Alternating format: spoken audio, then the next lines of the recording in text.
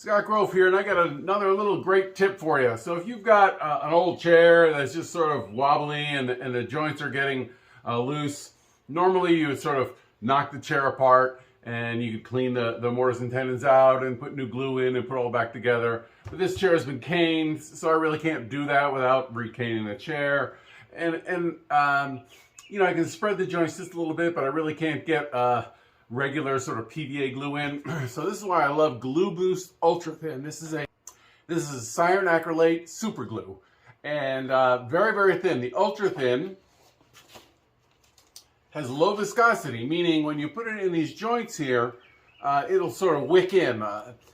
Capillary action will suck it into the joint, and you just keep kind of putting it in until it stops sucking in, and that means you're getting glue all the way penetrated through. If there's any punky fibers, really great stuff. Let that set up thoroughly. You can use accelerator, but it's not really going to get inside. So just let the chair sit for a day, and it'll degas off, it'll set up, and you'll have a nice strong joint. So hope that helps, and see you next time. Check out Glu Boost.